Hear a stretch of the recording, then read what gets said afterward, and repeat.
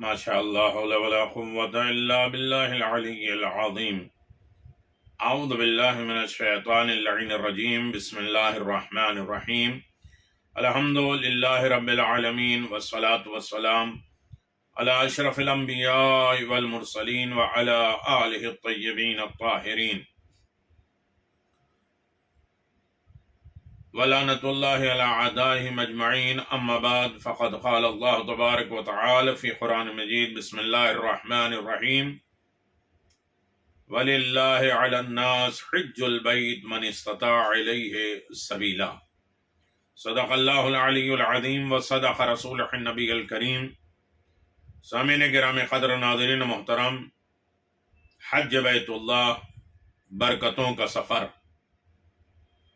آداب سفر 29 سے وہ آداب و طریقہ لوگوں کو اطلاع کرنا، متوجہ کرنا، اپنے آپ کو جانچنا اور پرکھنا، وہ ساری تیاریاں، وہ سارے آداب جو سرزمین مدینہ اور مکہ سے ہمیں حاصل کرنا ہے. نماز، دعا، تسبیحات، مناجات، غسل، تسبیح، ان تمام چیزوں کو بجا لانا ضروری ہے، اس لیے کہ یہ ایک برکتوں کا سفر ہے. حج بیت اللہ کا سفر ایک بابرکت سفر ہے، عظیم ترین. اس لیے حکم ہے کہ مسلسل حج کرنے والے کا اجر و ثواب کیا ہے. حج ایک عظیم ترین سعادت ہے، توفیق الہی ہے. یہ عطائے امام زمان عجل اللہ تعالی فرجہ الشریف ہے. سفر میں ہر عالم میں اپنے امام کو یاد کرتے ہیں، اس لیے کہ اسی امام کے ساتھ ہمیں حج کرنا ہے. میں روحانی برکت کے سلسلے میں بیان کر رہا تھا، اور مادی برکات انشاءاللہ آئیں گے آپ کے سامنے.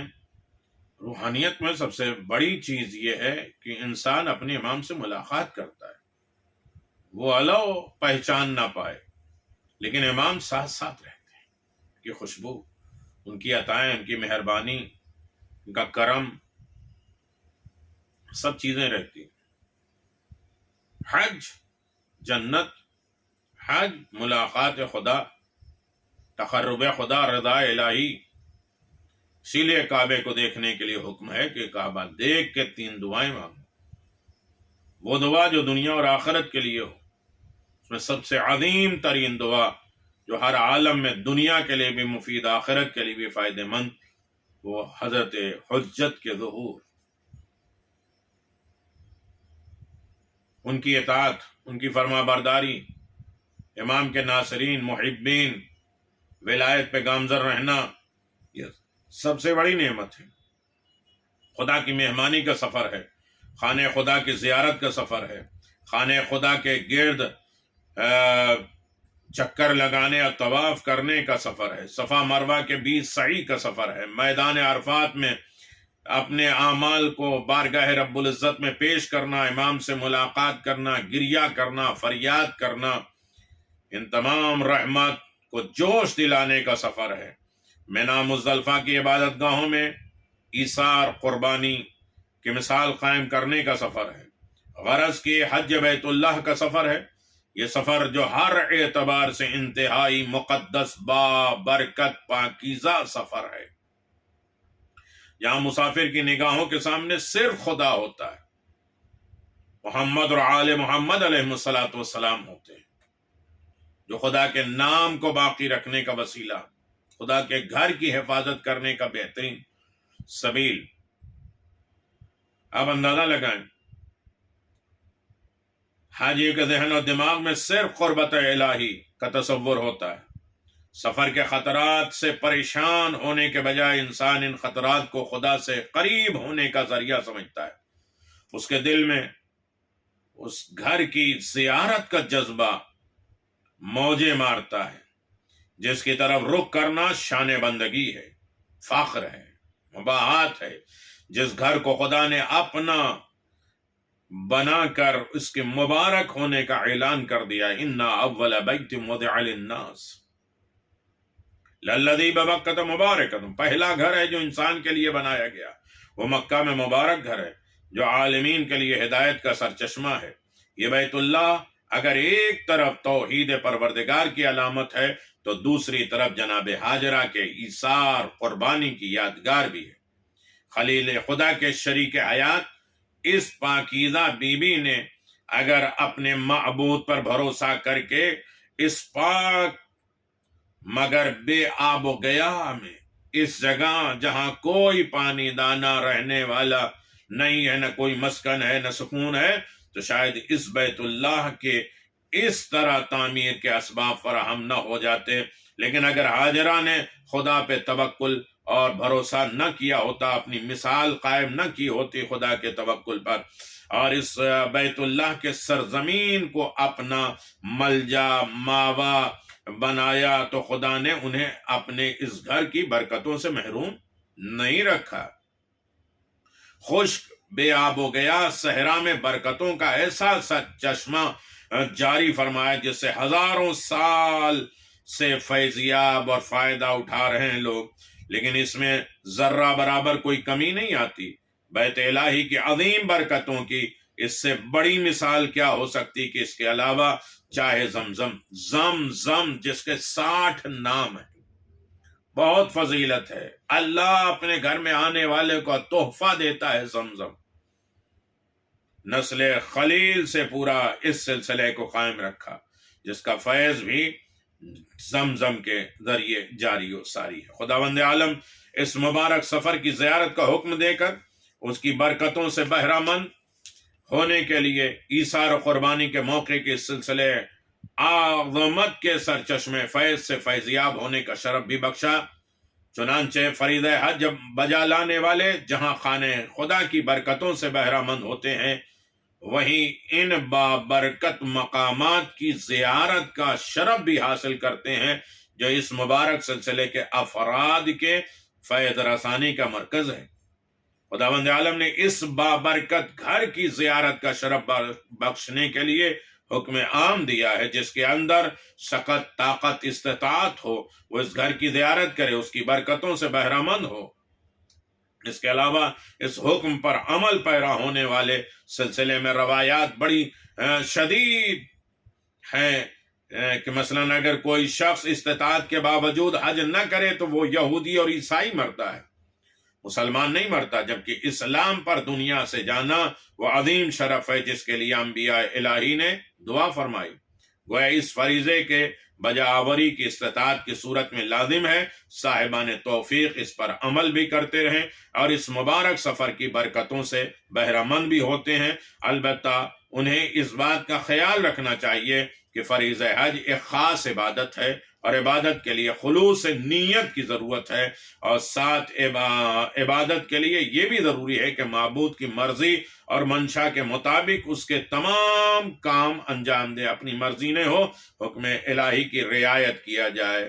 لہذا جو عبادت بجا لا جا رہی ہے اس سے مکمل طور پہ انسان واقف ہو کہ کیا کر رہا ہے، اس سے فائدہ کیا ہے، اس میں حکم الہی کیا ہے، اور اس میں اپنی خواہشات اور دکھاوا کیا ہے۔ دنیا کی تمام عبادتوں کے مقابل میں حج انتہائی پیچیدہ لیکن دلچسپ عبادت ہے اور عمل ہے جس میں بہت سی باریکیاں پہ نظر رکھنا پڑتی ہے، اس لیے مراجع کرام، علماء کرام اور ان کے بتائے ہوئے فتاوے کے مطابق عمل کرنا ہے۔ یہ تو ظاہری چیز ہے۔ اب ہم آپ کے سامنے شرح نخبہ میں ایک روایت ہے جسے ہم مسلسل سنتے ہیں، لیکن ہر حج سے پہلے اسے بار بار سن کے یاد دہانی کرنا چاہیے اور ہر موقع پر اس کی یاد رہے۔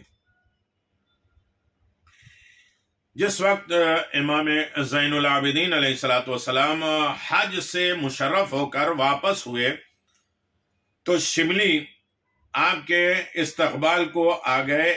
امام نے شبلی سے فرمایا، اے شبلی تم نے حج کیا؟ عرض کیا ہاں اے فرزند رسول۔ امام نے فرمایا کیا تم میقات پہ ٹھہرے تھے، سلے ہوئے لباس کو اتار کر غسل کیا تھا؟ عرض کیا ہاں مولا۔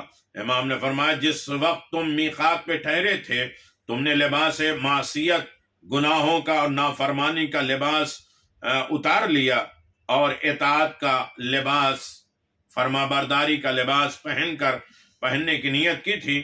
عرض کیا نہیں مولا۔ امام نے فرمایا جب سلا ہوا لباس اتارا تھا تو تم نے ریاکاری، دکھاوا، نفاق، شبہات میں پڑ جانے والے دور رکھنے کی نیت کی تھی؟ عرض کیا نہیں۔ امام نے فرمایا جب غسل کیا تھا تو تم نے خطاؤں اور گناہوں سے غسل یعنی پاک ہونے کی نیت کی تھی؟ عرض کیا نہیں مولا۔ امام نے فرمایا پھر تم نہ میقات پہ ٹھہرے، نہ تم نے سلا ہوا لباس اتارا، اور نہ تم نے غسل کیا۔ پھر امام نے فرمایا کہ تم نے پاک اور صاف ہو کر احرام باندھا، حج کا ارادہ کیا تھا؟ عرض کیا ہاں مولا۔ امام نے فرمایا جس وقت پاک صاف ہوئے ہو، احرام باندھا ہے، حج کا ارادہ کیا ہے، تو اللہ کے لیے خالص توبہ کا نورہ کے ذریعے، یعنی وہ چیزیں کثافت سے پاک کرنے کا، پاک صاف ہونے کی نیت کی تھی؟ عرض کیا نہیں۔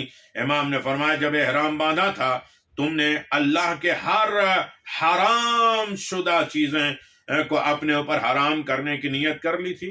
عرض کیا نہیں مولا۔ امام نے فرمایا جس وقت حج کا ارادہ کیا تھا ہر غیر خدائی گروہ کو کھولنے کی نیت کی تھی؟ ہر غیر خدائی گرہ جو ہمیں نہیں سمجھ میں آتی وہ ہمارے سامنے سب کھل جائے؟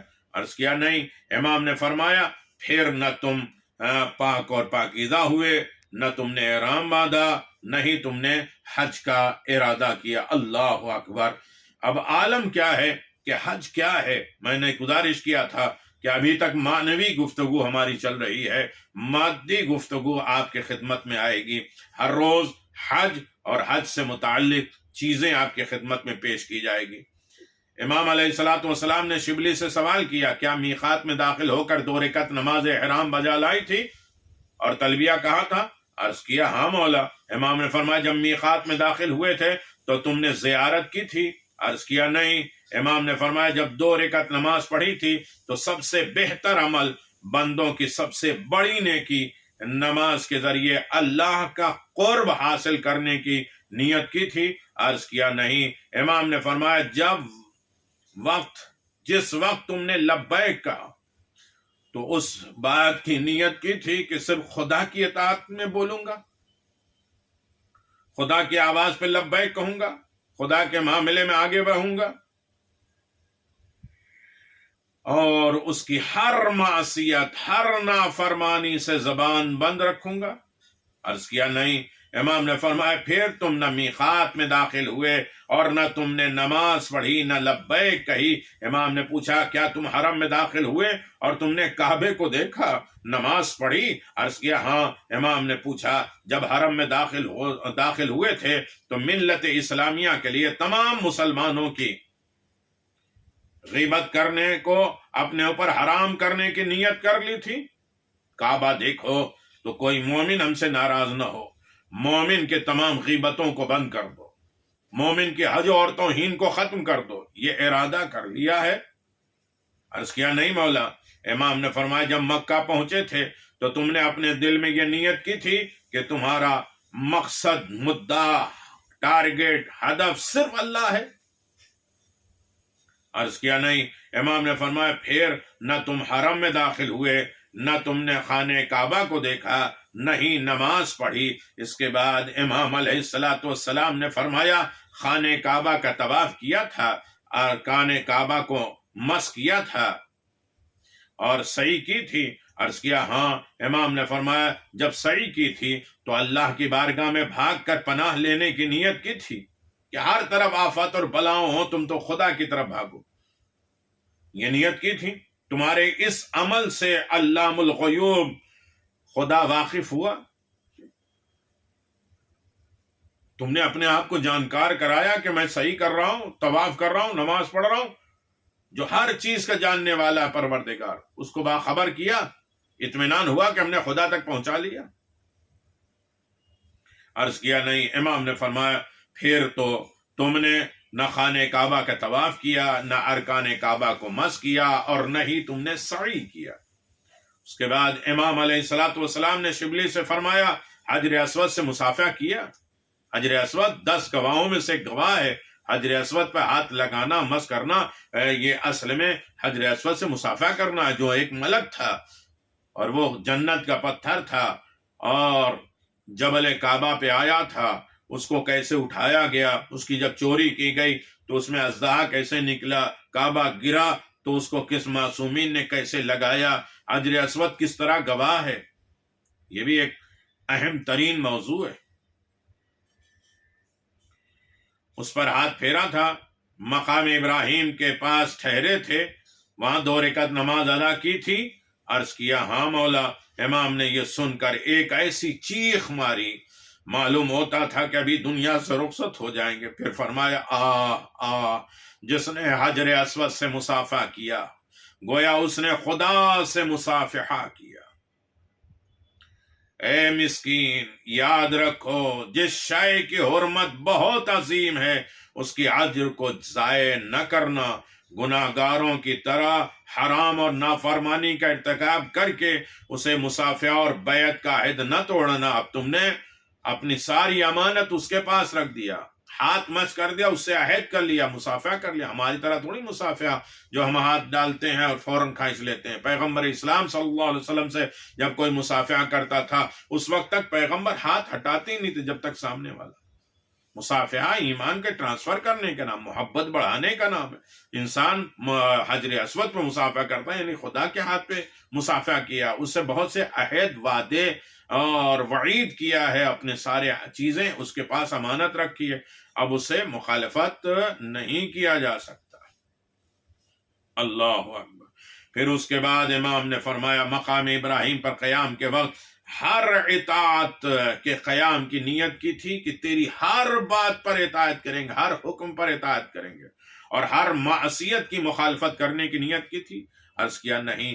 امام نے فرمایا اللہ اکبر، امام نے فرمایا جب وہاں 2 رکعت نماز پڑھی تھی تو حضرت ابراہیم کی طرح نماز پڑھنے اور اپنے نماز کے ذریعے شیطان کی ناک رگڑنے کی نیت کی تھی؟ عرض کیا نہیں۔ امام نے فرمایا پھر نہ تم حجر اسود کے پاس گئے، اس سے مصافحہ کیا، نہ ہاتھ پھیرا، نہ مقام ابراہیم پہ قیام کیا، اور نہ ہی 2 رکعت نماز پڑھی۔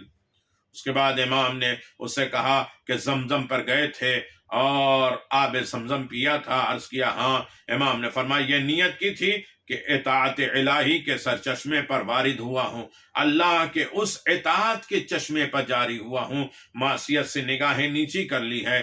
عرض کیا نہیں۔ امام نے فرمایا پھر نہ تم زمزم کے پاس گئے ہو اور نہ ہی زمزم تم نے پیا۔ اس کے بعد امام نے فرمایا منا گئے تھے؟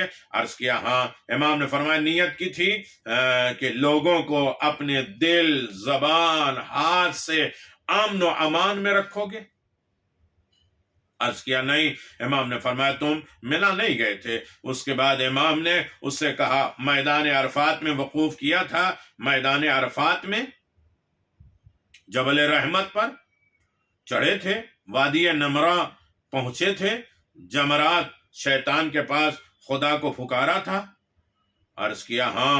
امام نے فرمایا عرفات میں ٹھہر کر تم نے اللہ کے بارے میں یہ جانا تھا کہ وہ تمام علوم اور معرف سے آشنا ہے، جاننے والا ہے، وہ تمام نامہ اعمال پر ناظر ہے، دیکھنے والا ہے، تمہارے باطن اندر میں گزرنے والے اور دل میں آنے والے تمام خیالات سے واقف ہے؟ عرض کیا نہیں۔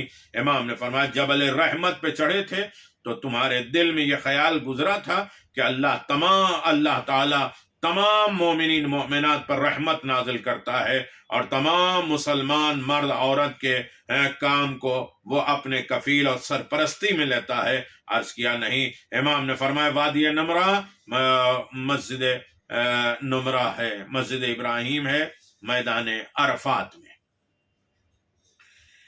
جہاں آج بھی نماز عید ہوتی ہے، خطبہ عید بیان کیا جاتا ہے۔ وادی نمرہ کے پاس نیت کی تھی تم کسی کو کوئی حکم نہیں دو گے جب تک تم خود اس پہ بجا نہ لاؤ۔ یہ عرفات کا میدان، اور کسی کو کسی چیز سے نہیں روکو گے جب تک تم خود اس سے رک نہ جاؤ گے۔ عرض کیا نہیں۔ امام نے فرمایا جب علم نشان نمرات کے پاس ٹھہرے تھے تو تمہارے دل میں یہ خیال تھا کہ نمرات تمہاری اطاعتوں کا گواہ ہے، بحکم خدا نگہبانوں کے ہمراہ तुम्हारे निगहबान है। अर्ज किया नहीं। इमाम ने फरमाया फिर न मैदान अरफात में ठहरे हो, न जबल रहमत पे चढ़े हो, न नमरा को तुमने पहचाना है, न दुआ की है, और न ही नमरात के पास ठहरे हो। इसके बाद इमाम ने फरमाया दोनों निशानों के दरमियान से गुजरे थे, और गुजरने के बाद पहले दोनों निशानात से गुजरे और गुजरने से पहले 2 रकात नमाज पढ़ी थी। मुजदलिफा गए थे, वहां कंकरियां चुनी थी, मशरुल हराम से गुजरे थे। अर्ज किया हाँ। इमाम ने फरमाया जब 2 रकात नमाज पढ़ी थी तो नीयत की थी कि ये नमाज शब वहम हम की नमाज शुक्र है। ये नमाज हमारी नमाज शुक्र है, वहम गुमान शक से दूर करने का वसीला है, जो तुम्हारी हर मुश्किल को दूर, हर आसानी को फराहम करती है। अर्ज किया नहीं। इमाम ने फरमाया फिर जब दोनों निशानियों के दरमियान से गुजरे और दाहिने बाएं तरफ नजर नहीं की तो क्या ये नीयत की थी कि दीन हक की राह से दाहिने बाएं इन्हिराफ नहीं करोगे, न दीन से, न जबान से, न दिल से, न जबान से, न आज़ा व बदन से। अर्ज किया नहीं। इमाम ने फरमाया जब मुजदलिफा गए थे वहां कंकरियां जमा की थी तो क्या नीयत की थी कि हर किस्म के गुनाह और जहालत को अपने से दूर करोगे, हर इल्म और अमल पे पायदार रहोगे, मजबूत रहोगे। अर्ज किया नहीं। इमाम ने फरमाया जब मशरुल हराम पर तुम्हारा गुजर हुआ था तो क्या नीयत की थी कि तुम अपने दिल को अहले तक़वा और खौफ खुदा रखने वालों की अलामत और निशानी से मुज़य्यन सजा लोगे, संवार लोगे? अर्ज किया नहीं। इमाम ने फरमाया फिर तुम ना दोनों निशानियों के दरमियान यानी अरफात से मुजदलिफा, मिना और वादी मुहस्सिर और मुजदलिफा गए हो, कहीं नहीं गए। न तुमने 2 रकात नमाज पढ़ी, न मुजदलिफा गए, न वहां से कंकरियां पत्थर जमा की, और न मशरुल हराम से तुम्हारा गुजर हुआ। उसके बाद इमाम ने फरमाया मिना पहुंचे थे, रमिय जमरा शैतान को कंकरी मारा था और सर मुड़ाया था, कुर्बानी का जानवर ज़िबा किया था, मस्जिद खैफ में नमाज अदा की थी, मक्का वापस आए थे, कूच का तवाफ, हज का तवाफ किया था। अर्ज किया हाँ। इमाम ने फरमाया मैं ना पहुंचकर रमिया जमरात के वक्त तुम्हारे दिल में यह ख्याल गुजरा था कि तुम अपने मुराद को पहुंच गए हो, अपने मकसद को, अपना मुद्दा को, जो तुम्हारे मुराद थी, जो नीयत थी यहाँ आने की, वो पूरी हो गई, तुम्हारे परवरदिगार ने तुम्हारी तमाम हाजतें पूरी कर दी। अर्ज किया नहीं। इमाम ने फरमाया रमिया जमरात के वक्त नीयत की थी कि तुम अपने दुश्मन इब्लीस को संसार कर रहे हो और अपने हज के तमाम नफीस आमाल के जरिए उसे गजबनाक कर रहे हो। अर्ज किया नहीं। इमाम ने फरमाया जब तुम सर मुड़ाया तो क्या तमाम कसाफत, गंदगी और तमाम बनी नौ इंसान की आलूदगी से पाक और साफ होने और अपने तमाम गुनाहों से इसी तरह बिल्कुल निकल आने की नियत की थी जैसे आज तुम्हारे माँ ने तुम्हें पैदा किया? अर्ज किया नहीं।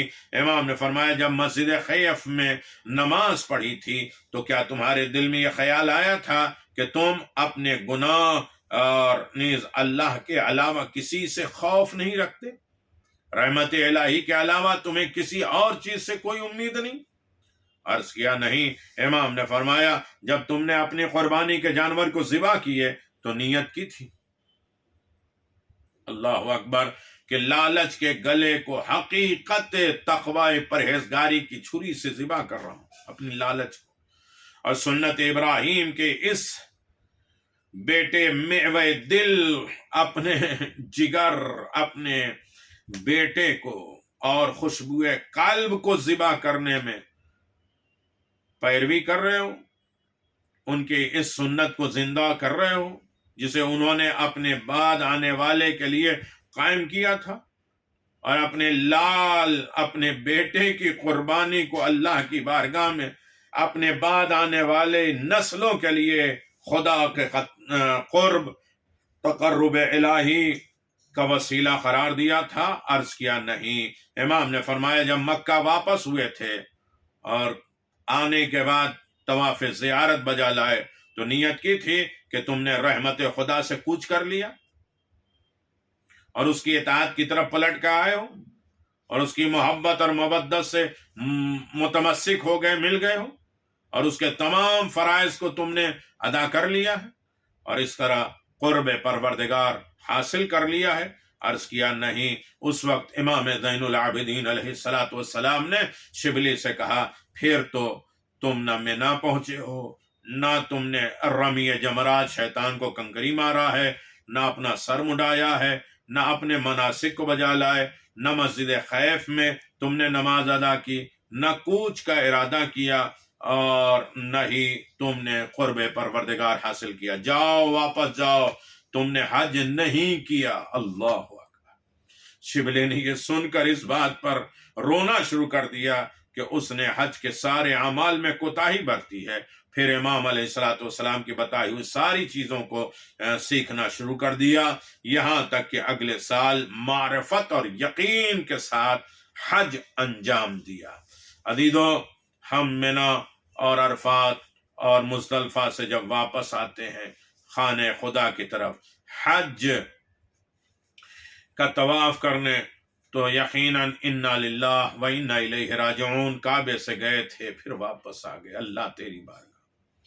مکہ معظمہ میں بہت سے مستحبات ہیں، یعنی خدا کو زیادہ سے زیادہ یاد کرنا، قرآن پڑھنا، قرآن یہاں ختم کرنا مکے میں، زمزم پینا، زمزم کے بعد دعا کرنا کہ علم اور وہ نافع، رزق واسع اور شفا، برکت، رحمت سب عطا کرے اور اللہ کا شکر ادا کرے، کعبے کو بار بار دیکھتا رہے، کعبے سے دعائیں مانگتا رہے کہ اللہ امام کے ظہور میں تعجیل کرے، جس سے دنیا اور آخرت تمام چیزیں ہر انسان کے لیے بھلائی ہے، یہاں تک قبر میں رہنے والوں کے لیے بھی مسرت کا ذریعہ ہے۔ دن میں 10 مرتبہ طواف کرنا، رات کے ابتدائی حصے میں 3 طواف، آخری حصے میں 3 طواف، صبح کے بعد 2 طواف، ظہر کے بعد 2 طواف، مکے میں رہنے کے دنوں میں، سال کے دنوں میں 360 مرتبہ طواف، اگر اتنا نہ ہو سکے تو 52 مرتبہ طواف، جو ایک سال میں ہفتے ہوتے ہیں، اگر وہ بھی نہ کر سکے تو جتنا زیادہ ہو سکے طواف کرے، خانہ کعبہ کے اندر جائے، اور خاص طور پہ جس کا پہلا سفر مستحب ہے کہ کعبے میں داخل ہونے سے پہلے غسل کرے اور داخل ہوتے وقت کہے اللہم انک قلت من دخلہ کان آمنا فآمنی من عذاب النار۔ پھر ستون کے درمیان لال پتھر کے 2 رکعت نماز پڑھے، پہلی رکعت میں سورہ حامیم سجدہ پڑھے، دوسری رکعت میں سورہ حمد کے بعد قرآن مجید کی باقی آیتوں میں سے 55 آیتیں کی تلاوت کرے، کعبے کے چاروں طرف 2 رکعت نماز پڑھے اور نماز کے بعد بہت سی دعائیں ہیں، اور مستحب ہے کہ کعبے کو بار بار دیکھے، پھر نیچے اترے اور زینوں کو چڑھے اور ہر زینے پہ 2 رکعت نماز پڑھے۔ اس سلسلے میں بات آئے گی کہ وہ اعمال، وہ دعا اور کعبے کو ودا کرنے کا طریقہ اور کعبے میں بار بار جانے کا طریقہ اور سبیل اور مسلسل حج کرنے کا طریقہ اور سبیل کیا ہے۔ خداوند عالم جس آمادگی کے ساتھ ہم نے یہ سفر طے کیا ہے، امام کی محبت میں کیا ہے، امام کے بلاوے پہ کیا ہے اور امام کے ساتھ ہم نے یہ عمل کیا ہے اور انشاءاللہ باقی اعمال کریں گے، اور اسی طرح لقاء الامام، امام سے ملاقات کریں گے، تو ہر عالم میں اپنے امام کو راضی و خوشنود رکھیں، ہر عمل میں اپنے امام کو شامل رکھیں، ہر عمل میں اپنے امام کو حاضر و ناظر جانیں کہ یقیناً بہت بڑی سعادت ہے کہ امام کے بلاوے پہ ہم نے لبیک کہا اور امام کے ساتھ حج بیت اللہ کیا، اور ہر مرحلے میں، ہر رکن میں امام کی رضا کا ذریعہ سبیل بنے رہے۔ امام کی وجہ سے ساری کائنات سے مصیبتیں جائیں گی، ظلم جائے گا اور عدل قائم ہوگا۔ اس حج کے ذریعے ہماری زندگی میں عدل پیدا ہو جائے اور ظلم ختم ہو جائے اور ولایت کے اوپر گامزن رہے، ہر عالم میں محبت اہل بیت علیہم السلام کے ساتھ ہم زندگی گزاریں، ہر عالم میں ولایت آل محمد کا دامن تھامے رہیں، محبت اہل بیت میں اضافہ ہوتا رہے اور اسی طرح ہمیشہ قائم ہو، دائم رہے۔ والسلام علیکم ورحمۃ اللہ وبرکاتہ۔ یہ ہماری 22ویں ویڈیو ہے جو حج کے متعلق ہے۔ انشاءاللہ تمنا، مومن کی تمنا مدینہ۔ مدینہ کے فضائل، عرفان مدینہ آپ کی خدمت میں آ رہا ہے۔ السلام علیکم ورحمۃ اللہ وبرکاتہ۔